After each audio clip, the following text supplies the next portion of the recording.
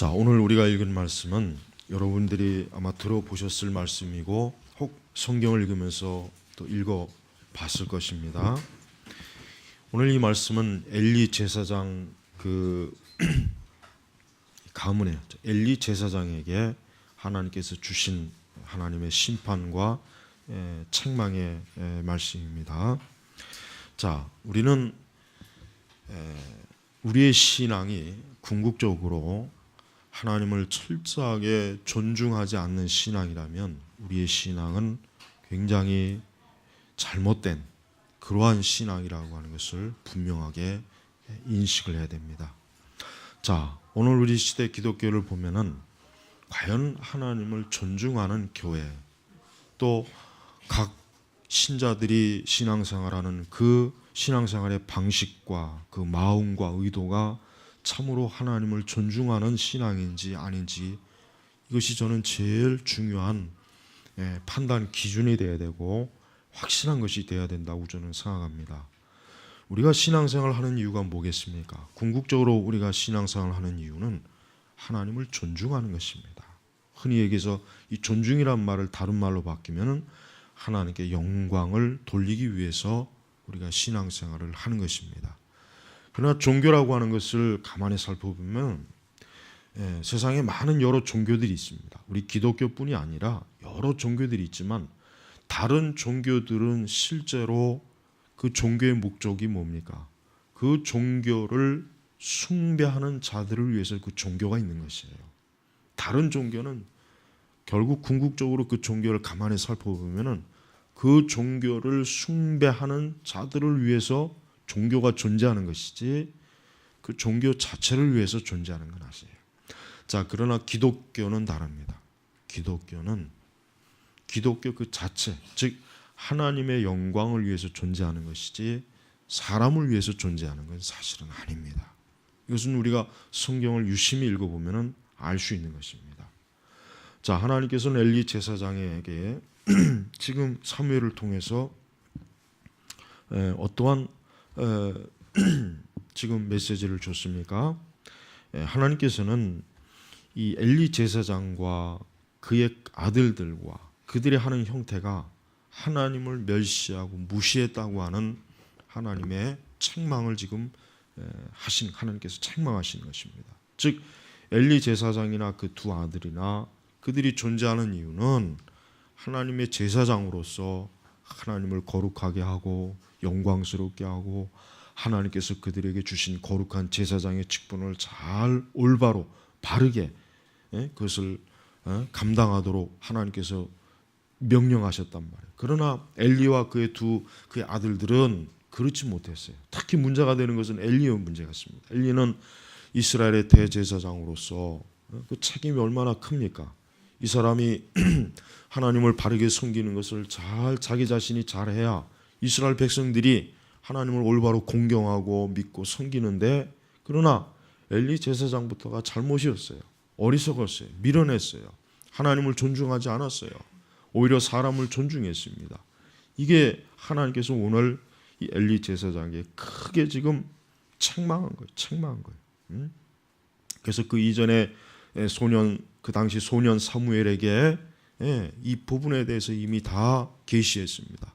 그리고 엘리 제사장이 나중에 그 사무엘에게 그 말을 다 들었습니다. 그럼에도 불구하고 엘리 제사장은 자기의 태도에 대해서 회개하지 않고 올바른 자리에 이르도록 힘쓰지 않았어요. 그냥 방치해버렸어요.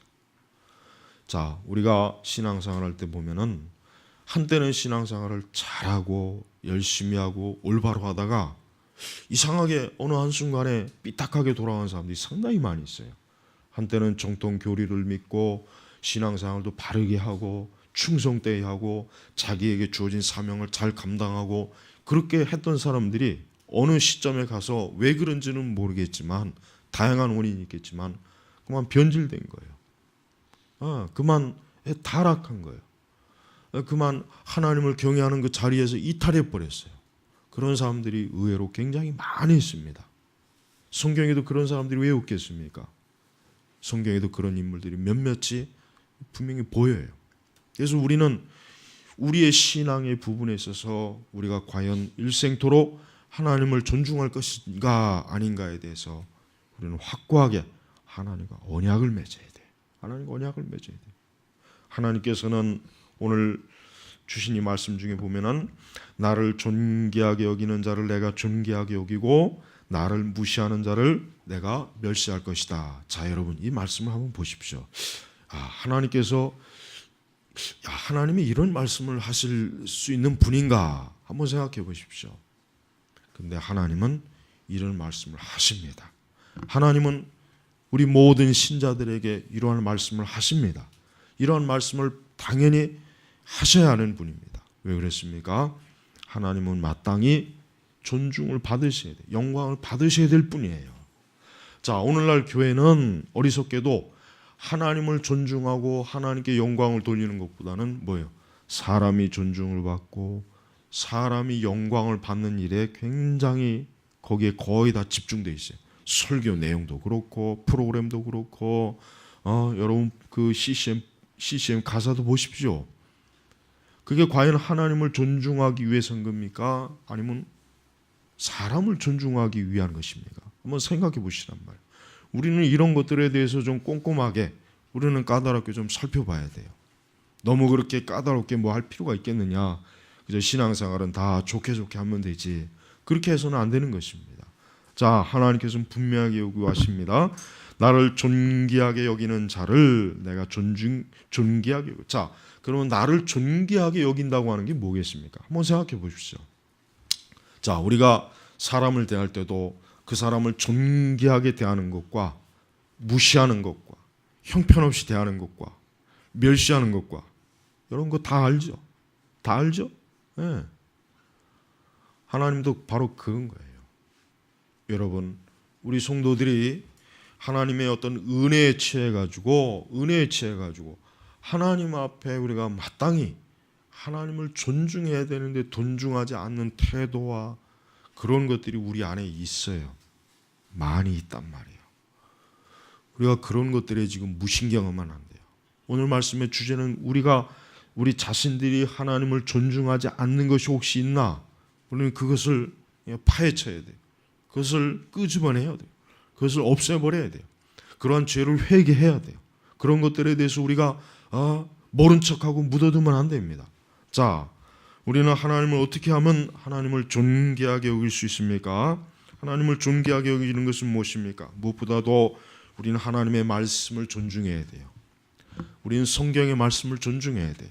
우리가 아까 십계명의 찬송을 불렀죠. 그러나 십계명을 아무리 잘 외우고 십계명을 아무리 신학적으로 잘 해석하고 십계명의 뜻이 무엇인지 잘 알아도 그 말씀에 내가 따르지 않으면은 그건 어떻게 되는 겁니까?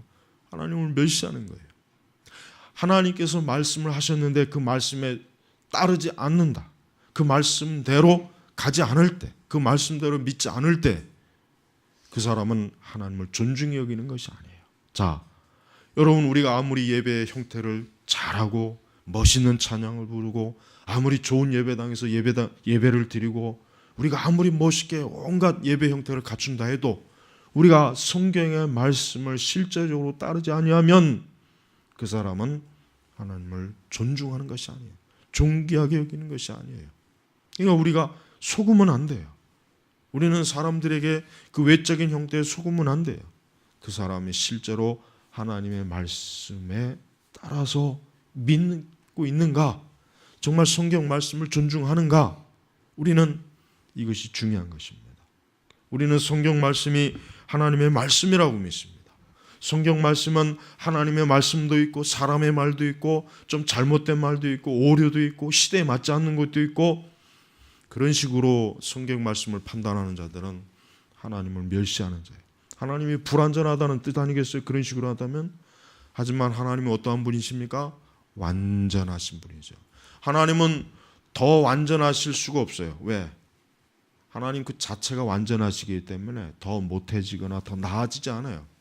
하나님의 말씀도 마찬가지입니다. 우리는 성경의 말씀이 모든 시대를 걸쳐서 이 말씀은 표준이에요. 100년 전이나 200년 전이나 지금 현재나 앞으로 100년 후나 200년 후나 주님 오시는 그날까지 성경은 어때요? 고치면 안 돼요. 성경은 더하거나 빼면 안 됩니다.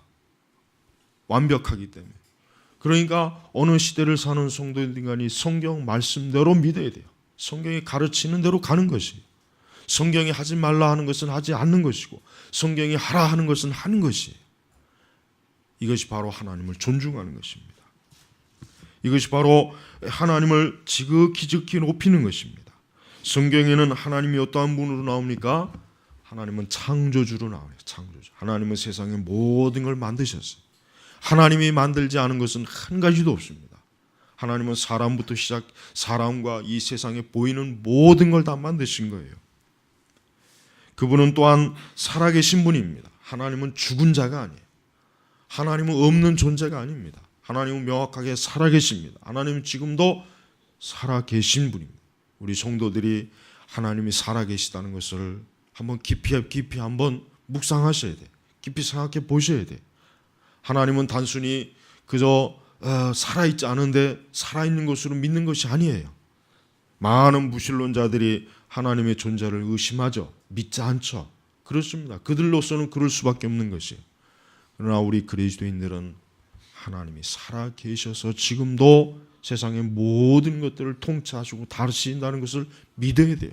국가와 민족과 내 개인의 모든 것도 살아계신 그 하나님 안에 있는 거예요. 그분의 섭리 안에 있는 거예요. 그분의 손길 안에 있는 거예요. 이게 바로 뭡니까? 우리 그리스도인들의 믿음이에요. 그래서 우리는 하나님 외에 다른 것을 믿지 않습니다. 하나님 외에 다른 것을 섬기지 않습니다. 하나님은 또한 그리스도 예수를 통해서 우리의 아버지가 되신 분이에요. 하나님은 단순히 하나님으로만 끝나면 안 돼요. 유대인들은 하나님을 아버지로 부르지 못하죠.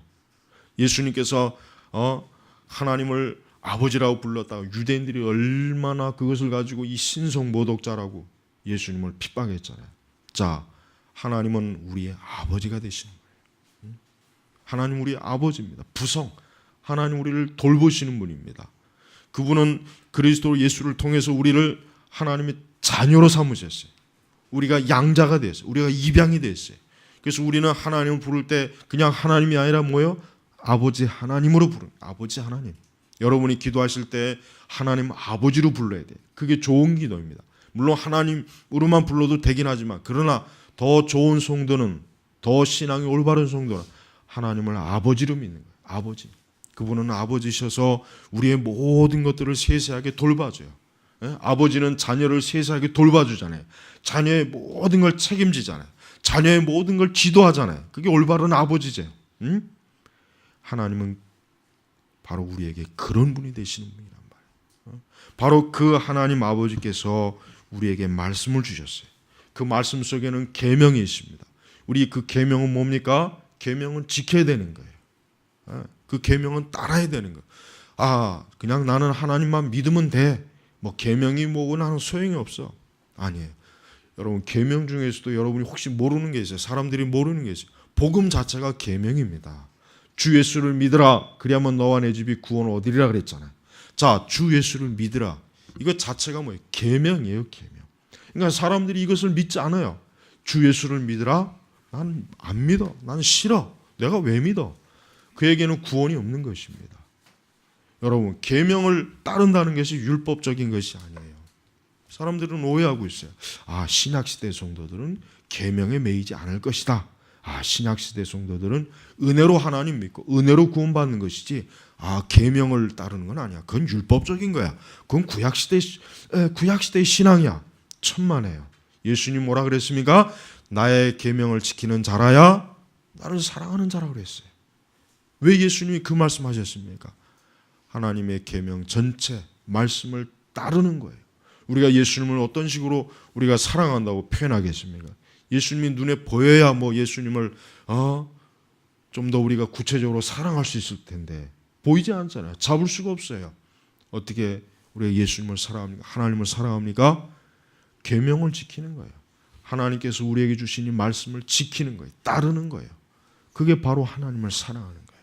우리가 지금 이 세대같이 이렇게 참 반기독교적이고 악한 죄악들이 점점 더 커지고 참으로 인간의 그 타락한 본성의 그 악한 열매들이 가득하잖아요. 이럴 때 하나님의 계획의 말씀대로 사는 게 바로 하나님을 사랑한다는 표시예요. 내 입으로 아무리 하나님을 사랑합니다 고백해도 소용이 없습니다. 물론 그건 좋은 것입니다. 우리가 아무리 찬송으로 하나님을 사랑합니다 찬송합니다, 물론 그건 좋은 겁니다. 그러나 그것이 입에서만 끝난다면 그 사람은 하나님을 속이는 사람, 멸시하는 사람이에요. 하나님을 무시하는 거예요. 엘리 제사장이나 그의 아들들은 그랬습니다. 이 사람들은 하나님께서 요구하시는 그 모든 것들을 따르지 않았어요. 자기 멋대로 했어요. 자기 마음대로 했어요. 그래서 하나님께서는 엘리와 그의 가문을 버린 거예요. 그들에게 약속했던 걸 취소한 거예요. 그걸 철회한 거예요. 또한 하나님을 존귀하게 여기는 것이 뭡니까? 우리는 죄를 멀리하는 것입니다. 죄를 멀리하고 거룩함을 쫓는 것이에요. 죄를 멀리하고 거룩함을 쫓는 것이에요. 특별히 이 부분에 있어서 우리가 아주 신경이 예민하게 써야 돼요. 하나님을 사랑한다는 사람이 죄를 품고 있으면 안 돼요. 우리 마음에서, 우리의 어떤 부분에서 우리 안에 죄가 있으면 안 돼요. 그 죄를 회개해야 돼요. 우리는 우리의 회개는 어떤 회개입니까? 일생토록 하는 회개예요. 예수 그리스도를 믿는 그 순간 회개하고 이제 더 이상 나는 회개하지 않아도 돼, 그것이 아닙니다. 끊임없이 회개해야 돼요. 왜? 우리 안에는 여전히 타락한 본성을 가지고 있어요. 그 영향, 그 죄성이 있단 말이에요. 왜? 우리가 육신을 갖고 있기 때문에 그런 것입니다. 우리가 이 육신의 장막을 벗어나는 그 순간 우리는 어때요? 완전히 우리의 죄성에서 벗어나는 거예요. 그 영화롭게 되는 거예요. 그러나 그 전까지는 우리에겐 죄성이 있어요. 혹 그리스도인들이 이제는 구원받았으니까 그에겐 죄성이 없다, 그렇게 말하는 건 잘못된 거. 그건 이단이에요. 그건 완전주의예요.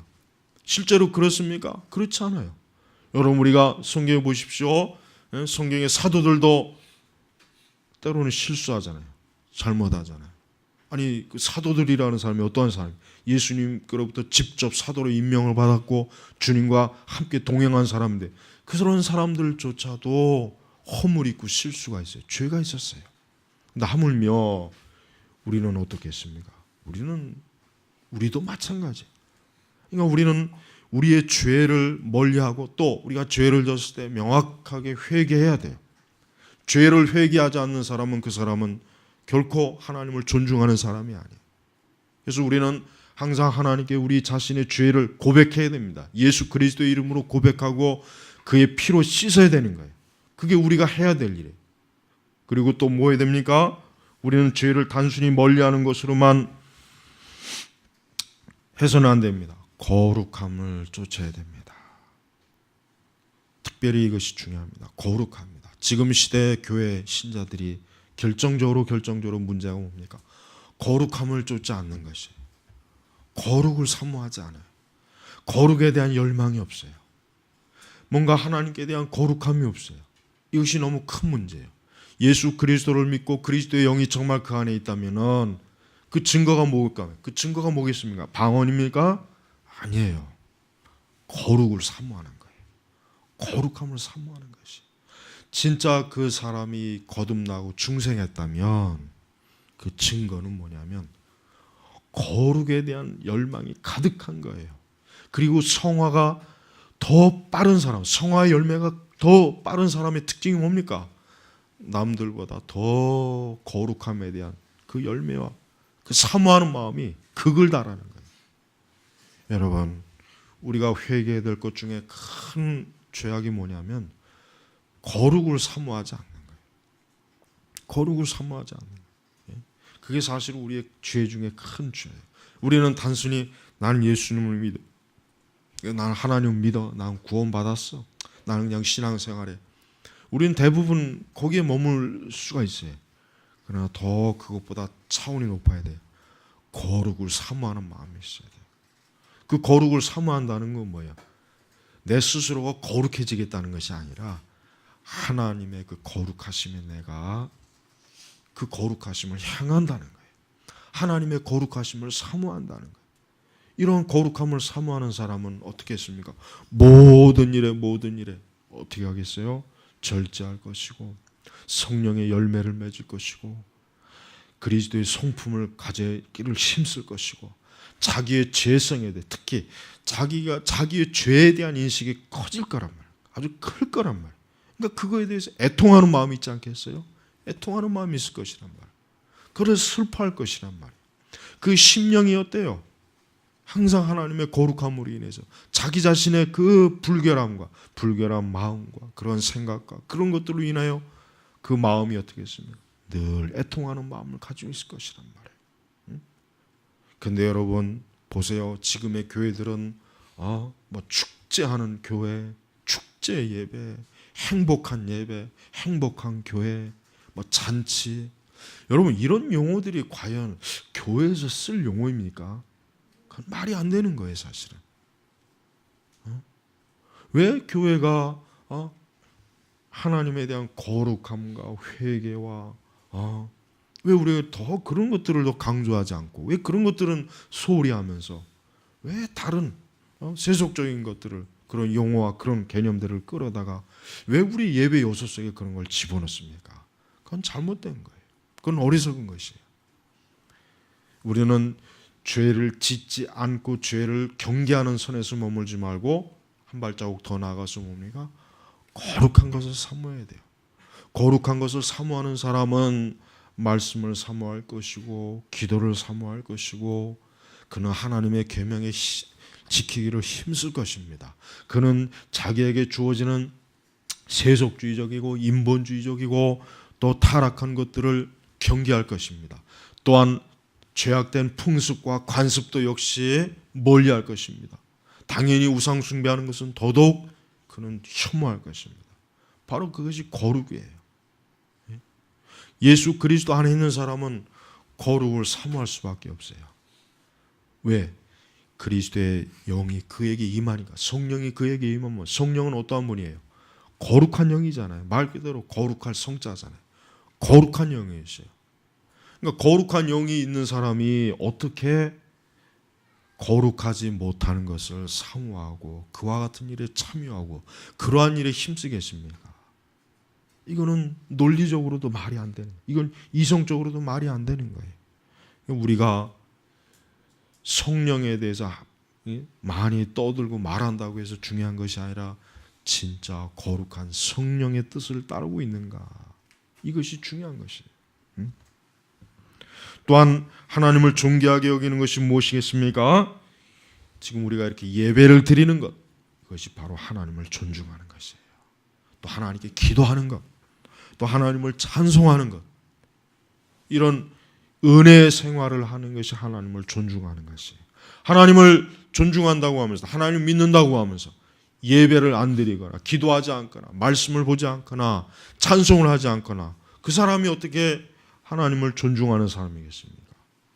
하나님은 예배하는 자를 찾는 분이잖아요. 하나님은 기도하는 것을 기뻐하잖아요. 하나님은 하나님을 찬송하는 것을 기뻐하잖아요. 그렇죠? 왜 기뻐하겠습니까? 그게 하나님을 존중히 여기는 것이기 때문에 그런 거예요. 우리는 하나님께 예배와 기도와 찬송을 해도 올바른 기도와 올바른 예배와 올바른 찬송을 해야 됩니다. 그렇지 않고 우리가 내 자신이 기뻐하는 예배, 내가 좋아하는 기도의 방식, 내가 좋아하는 찬송을 하면은 안 돼요. 그렇게 하면은 하나님이 아니라 자기를 예배하는 거잖아요. 자기. 그렇죠? 지금 시대를 보십시오. 예배를 보세요. 예배 한번. 그 예배가 누구를 위한 예배인가 벌써 딱 눈에 들어와요. 근데 그게 눈에 안 들어오는 사람은 그 사람이 영적으로 무지한 거예요. 자기가 자신의 교회에서 드리는 예배 방식과 기도와 찬송의 방식이 이게 정말 하나님이 기뻐하실 것인지, 이것이 아니면 사람들을 위해서 계획된 것이 한번 좀 곰곰이 생각해 봤으면 좋겠어요. 근데도 사람들은 그냥 무조건 예배와 기도와 찬송하면 이건 그냥 하나님이 다 기뻐하실 거야, 받아주실 거야, 그렇게 일단 가정해 놓고 뭔 짓이 자기 하고 싶은 대로 다 하는 것입니다. 그건 하나님을 존중하는 것이 아니에요. 여러분, 하나님께서 우리가 레위기를 보면은 하나님께 제사하는 방식을 일일이 아주 그냥 세밀하게 다 가르쳐 줬어요. 왜 그랬겠습니까? 그게 하나님이 정한 제사법이에요. 자, 우리 신약교회도 마찬가지. 우리 신약교회가 참 신약시대 교회가 신약시대 교회는 그냥 뭐 자유롭게 예배 드리면 되지 않을까, 영으로 예배 드리면 되지 않을까, 그런 생각을 하고 있어요. 하지만 그렇지 않습니다. 우리는 성경 곳곳에서 신약 성경에서도 예배 원리가 있어요. 여러분, 그냥 되는 대로 예배 드리는 것이 아니에요. 그냥 예배 시간에 아무거나 다 모든 순서 집어넣고, 그냥 아무 찬송이나 다 집어넣고, 그냥 아무런 말씀이나 그냥 다 하면 되는 것이 아닙니다. 그 자체도 뭡니까? 하나님의 거룩함에 합당한 것이야죠. 합당해야죠. 그러지 않고 그냥 우리 마음에 이것이 좋을 것 같아, 이것이 재밌으니까, 이것이 사람들이 즐거워하니까, 기뻐하니까, 거기에다 기준을 맞춰주게 되면은 그 예배는 사실 예배가 아니에요.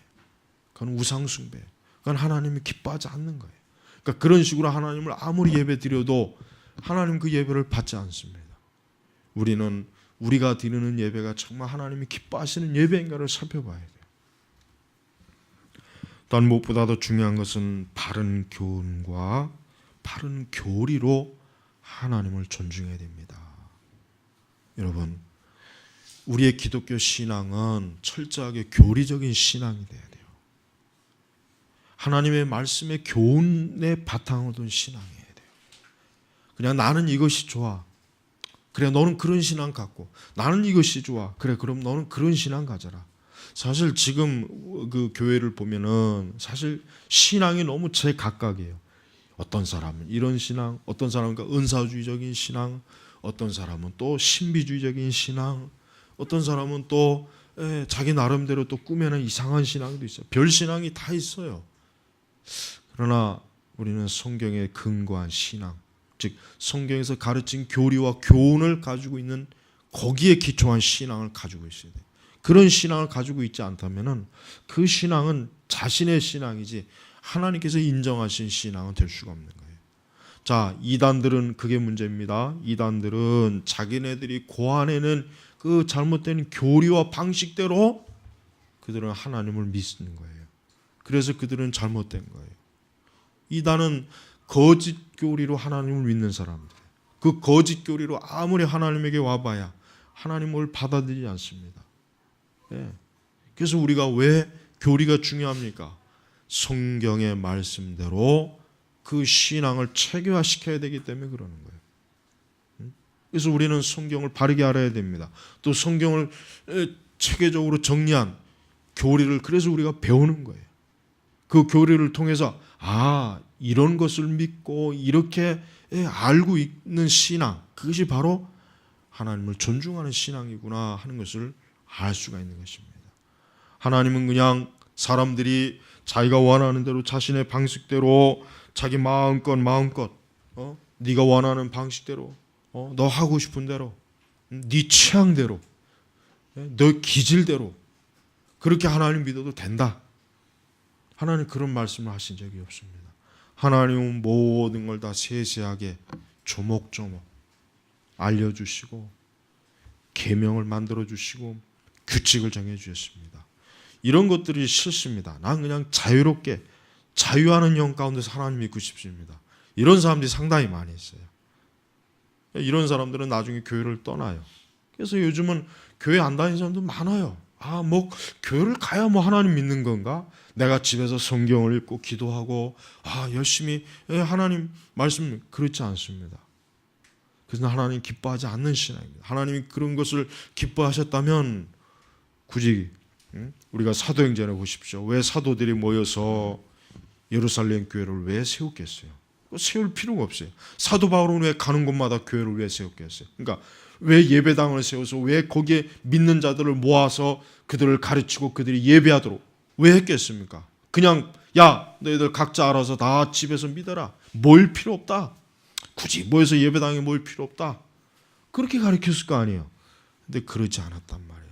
사도행전부터 읽어보면은 사도들이 뭐 했습니까? 각 지역에다가 교회를 세웠잖아요. 그러니까 예배당을 세운 거예요. 그래서 믿는 자들이 모여서 주일에 예배를 드리도록, 부활하신 주님을 찬양하고 예배 드리도록 모여서 말씀을 가르치고 배우도록 사도들이 그걸 만든 거예요. 그거를.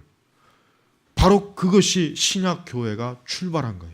이스라엘도 교회입니다. 구약에도 교회가 있었어요. 구약에는 교회가 없겠지. 아니요. 이스라엘 민족 전체가 사실은 교회란 말이에요. 이스라엘 민족 전체가 사실은 교회. 그러나 이제 신약에 와서는 어떻습니까? 이방인에게 복음이 퍼지잖아요. 그러니까 이제는 민족의 개념을 뛰어넘는 거예요. 뛰어넘어서 어떻게 합니까? 각 지역에 이제는 그리스도의 이름으로 모인 자들이 모여서 이제 교회가 형성이 되는 것이에요. 그들이 그곳에서 뭐 합니까? 하나님 말씀을 가르치고 배워요. 하나님을 찬송해요. 그곳에서 세례를 베풀고 성만찬을 시행합니다. 그게 하나님이 기뻐하시는 교회의 모습이에요. 그런데 이런 교회 나는 참여하지 않겠습니다. 나는 싫습니다. 교회 가서 신앙생활하면은 그냥 걸리적거리는 것도 많고, 신경도 쓰이고 귀찮고, 여러 가지 참 피곤합니다. 그냥 나 혼자 집에서 신앙생활 하겠습니다. 그 사람들은 근본적으로 하나님을 멸시하는 자들이에요. 그런 사람들이 많아요. 그러니까 조직화된 교회가 문제가 있다고 해서 그 교회 난 싫습니다 하는 사람들은 그 사람들은 천국 못 갑니다. 그럼 천국은 가서 뭐 할 거예요? 어차피 가봐야 소용없어요. 천국도 어차피 그곳인데 안 그렇겠어요? 그냥 그 사람들은 그냥 평생 뭐 혹시 천국이나 지옥 어디 중간에 있으면 거기서 지 혼자서 알아서 하든지 말든지 뭐 그런 것도 없겠지만은 조직화된 교회에 대한 혐오감이 사실은 많이 있는 건 저도 알아요. 그렇다고 해가지고 조직화된 교회를 싫습니다. 가정교회, 특히 가정교회 이 부류들 몇 년 전부터 미국에서 흘러 들어오니 가정교회, 또 우리 한국은 그 개념도 제대로 못 받아들여요. 보면은 우리나라 교회를 보면요, 외국에서 어떤 새로운 프로그램이나 운동이 생기잖아요. 근데 한국으로 들어오면은 그게 또 변질이 돼 버려요. 더 해괴망측하게 변질이 된 거예요. 그러니까 문제가 더 커지는 거란 말이에요. 더 커지는 거란 말이에요. 이 가정교회, 이 가정교회는 건 이단이에요. 그건 받아들여서는 안 돼요. 그건 거짓입니다. 그런 가정교회 형태가 상당히 지금 많이 퍼지고 있는데 가정교회에 속하는 사람들은 자기 자신이 이단에 속한 줄 알고 있어야 돼요. 그것은 성령이 없습니다. 성령께서는 그것에 함께하지 않습니다. 성령께서는 하나님께서 정한 그 정확한 그 제도와 규칙과 계명을 가지고 세워진 교회 하나님이 존재하시는 거예요. 물론 그 교회가 여러 문제가 있을 수는 있어요. 그렇다고 해서 하나님께서 너는 내 교회가 아니다, 그렇진 않단 말이에요. 고린도 교회가 얼마나 문제가 많았습니까? 그래도 그것을 하나님이 교회라고 했어요. 보세요, 여러분. 우리가 이 땅에서 하나님을 존중하는 것이 뭡니까? 주의 몸된 교회를 귀하게 여기는 거예요. 사실은 물론 교회 안에 문제가 많아요. 그러나 문제도 어느 정도까지만 있어야 돼요. 교회가 배도와 배교까지 가면 그건 더 이상 교회라고 여기면 안 되는 거예요. 그 음료의 교회. 그래서 우리가 천주교를 교회라고 안 부르는 이유가 뭡니까? 저것은 더 이상 음료의 교회니까. 저것은 적그리스도의 교회이기 때문에 그래요. 또 우리 개신교 안에 이교적이고 이방적인 요소들을 자꾸 끌어들이는 거. 천주교와 연합운동한다거나 종교다운주를 받아들인다거나 이런 것들. 교회 안에 이런 요소들이 있는 교회들은 그건 교회라고 할 수가 없어요. 그건 단호하게 딱 교회가 아니라고 부정을 해버려야 돼요. 그런 것까지 교회라고 할 수 없어요. 그러나 그 외에 이제 교회, 그 외에 여러 가지 어떤 문제가 있을 수 있어요. 그러나 우리 그 정도는 이 땅의 지상교회 연약한 문제를 알고 우리가 그는 이해를 해야 돼요. 우리가 그런 것들을 올바로 개혁을 할 수 있는 개혁의 노력은 우리가 피면 되는 거예요. 그러나 교리에서 벗어난 것은 우리가 안 됩니다. 교리에서 벗어나는 그 순간부터는 이제 뭐예요? 그건 교회가 될 수 없는 거예요. 그러니까 이 주변의 신천지 교회나 안상홍의 하나님의 교회나 통일교나 뭐 구원파 교회나 여호와의 증인이나 몰몬교, 이들도 다 교회라는 명칭을 써요. 심지어는 성당도 교회라고 하잖아요.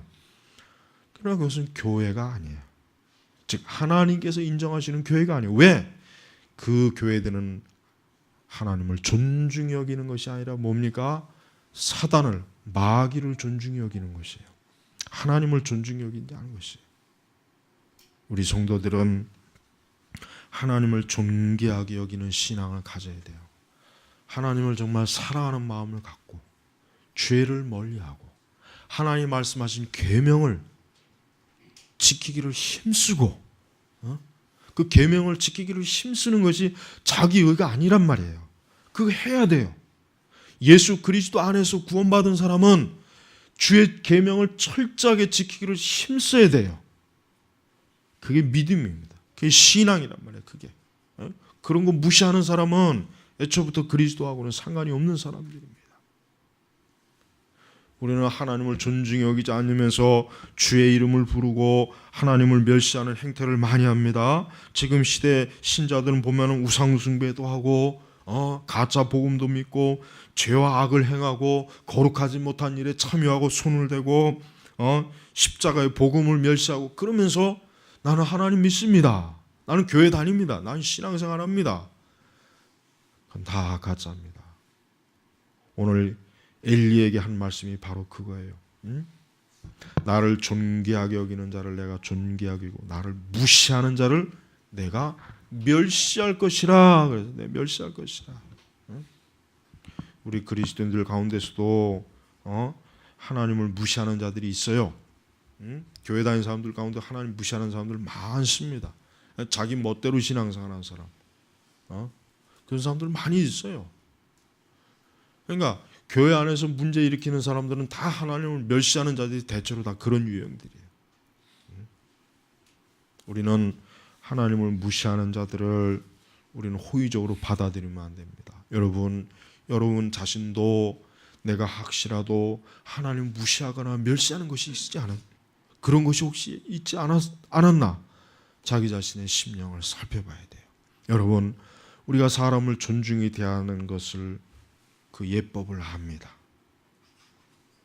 그렇다면 우리가 하나님을 존중해야 하는 것도 우리는 모른다고 할 수가 없어요. 하나님의 인격체이기 때문에 하나님의 인격을 가지고 계신 분이에요. 우리가 하나님을 사랑하고 하나님을 기뻐하고 하나님 계명을 지키기를 좋아하면 하나님도 기뻐하세요. 하나님 기뻐합니다. 하나님이 기뻐하는 것을 알아야 돼요. 그래야 하나님이 기뻐하시는구나. 또 하나님이 싫어하는구나. 하나님이 싫어하는구나. 이 두 가지에 우리 신자들은 예민해야 된단 말이에요. 근데 두 가지에 너무 무신경하고 감각이 없어요. 무심해요. 제발 이제부터 하나님을 존중히 여기는 신앙. 내년 2014년도는 여러분 우리 선민교회 성도들부터가 하나님을 존중히 여기는 신앙으로 길로 꼭 가야 됩니다. 모든 면에서 자신의 마음과 생각과 태도와 신앙생활하는 것 어느 한 가지도 하나님을 존중히 여기는 거예요. 존중히 지극정성으로 하나님을 섬기는 거예요. 여러분 우상을 섬기는 사람들은 얼마나 지극정성이 큽니까? 그 무당들 보십시오. 얼마나 그 무당들이 무당 굿하기 전에 얼마나 지극정성으로 목욕도 하고 그 무당 그 제상에 그 차례 음식도 얼마나 그냥 좋은 거로 막 하고 얼마나 신경을 많이 써요. 우리 그리스도인들도 어때요? 우상 숭배하는 사람들 못지않게 하나님을 존중하는 태도가 있어야 돼요. 그 마음 깊숙이부터 하나님을 경외하고 존중히 여기는 태도를 가지고 우리가 그리스도 예수 안에 있어야 됩니다. 예수님께서는 우리를 모든 죄와 악에서 사망에서 건지신 분입니다. 그렇기 때문에 마땅히 우리는 주님을 예수님을 존중해야 됩니다. 그분은 우리 성도들에게 영광을 받으셔야 될 분입니다. 물론 우리가 영광을 사람이 하나님께 영광을 돌리지 않는다고 해서 하나님의 영광이 없어지는 건 아니에요. 하나님 원래 자체가 영광이 계신 분이니까. 그러나 하나님은 자기의 백성을 통해서 영광을 받으시는 것을 기뻐하세요. 그걸 기뻐하십니다. 그걸 즐거워하신다. 그러니까 우리 그리스도인들이 이 세상에서 다른 사람들이 세상의 불신자들이 우리를 볼 때 저들은 하나님을 존중히 여기는 사람들이구나 하는 걸 딱 봐야지. 그런 모습이 안 보인다면 그 사람들이 과연 우리가 믿는 하나님을 어떻게 여기겠습니까? 우습게 여길 거 아니겠습니까? 여러분, 우리가 하나님을 존중히 여기는 일에 있어서는 타협을 하면 안 돼요. 사람을 기쁘게 할까? 내가 하나님을 기쁘게 할까? 하나님 기쁘시게 해야 돼요. 사람의 비유 맞추지 마세요. 사람의 비유 절대 맞추지 마십시오.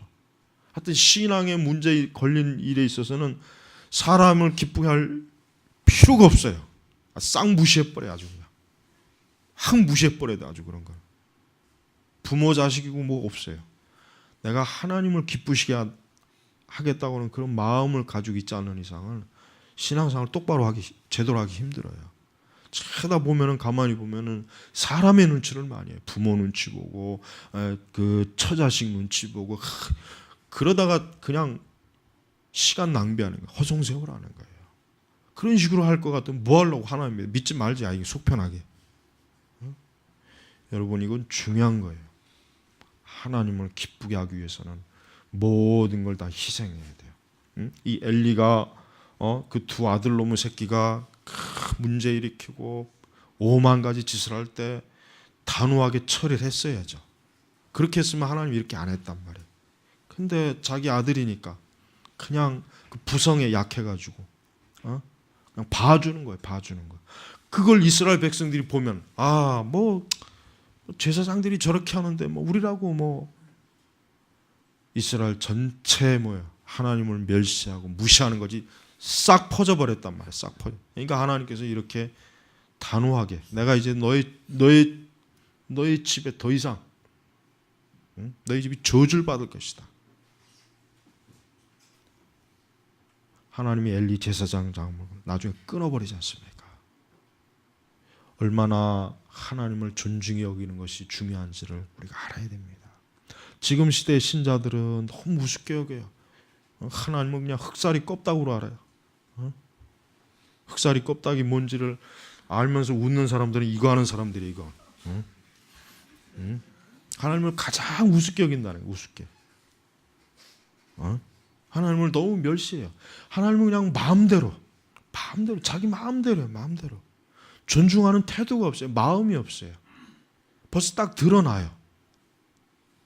하나님의 이름을 부르는 것부터, 기도하는 거, 예배드리는 거, 하나님을 경외하는 거, 하나님 계명에 순종하는 거, 따르는 거, 모든 면에서 하나님을 두려워하면서 경외하고 존귀하게 여기는, 이런 게 몸에 딱 배야 된단 말이에요. 유대인들은 옛날에 성경을 필사하다가 한 글자만 틀려도 그거 다 그냥 불태워버렸단 말이에요.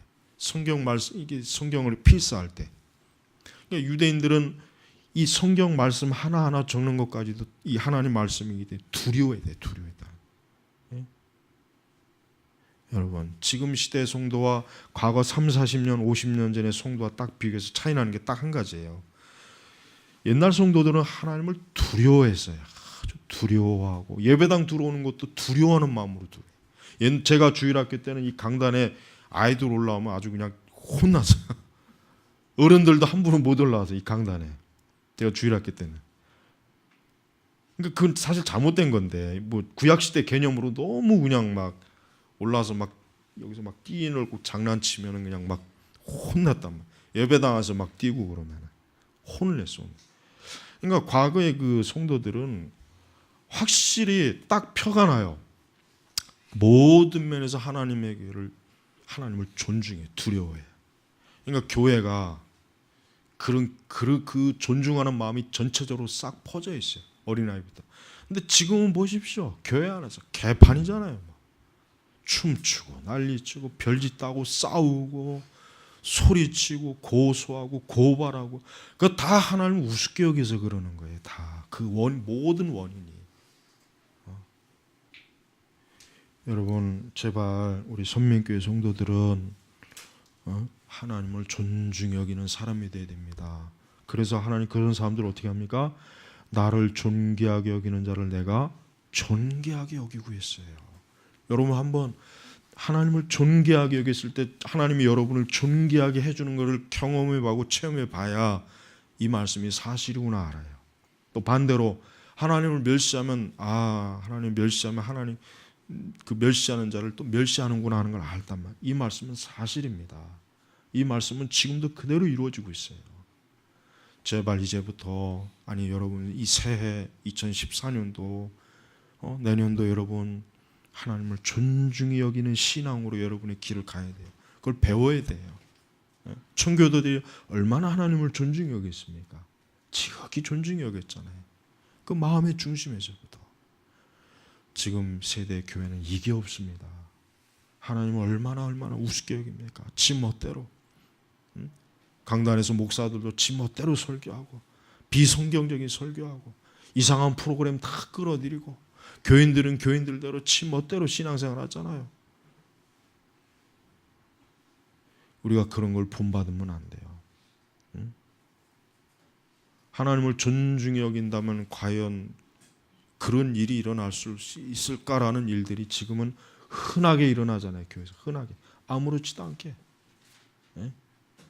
그런 걸 보면서 과연 하나님이 어떻게 여기겠습니까? 우리 선민교회 모든 성도 여러분, 오늘 이 말씀처럼 여러분은 하나님을 존귀하게 여기는 분이 되어야 됩니다. 그래서 하나님이 여러분을 존귀하게 대하는 그런 은혜를 누리셔야 됩니다. 여러분이 하나님을 멸시하고 우습게 여기고 무시한다면 하나님도 그렇게 해 주셔요. 정말입니다.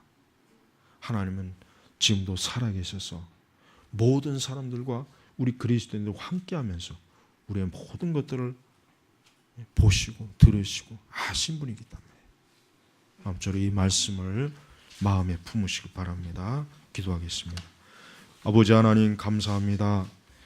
오늘 거룩한 이 주일에 우리 선민교회 성도들과 함께 참 두려운 주의 말씀을 저희가 보았습니다. 아버지 하나님, 우리 선민교회가 비록 작고 여러 가지로 미비하고 우리 자신들 개개인도 참 너무나 많은 부족한 것이 있습니다. 그러나 하나님을 존중히 여기는, 존귀하게 여기는 신앙을 저희 모두가 갖도록 이 시간 저희 모두에게 그와 같은 은혜를, 그러한 축복과 그러한 은총을 이 시간 내려 주시옵소서. 감사하며 우리 주 예수님의 이름으로 기도 올립니다. 아멘.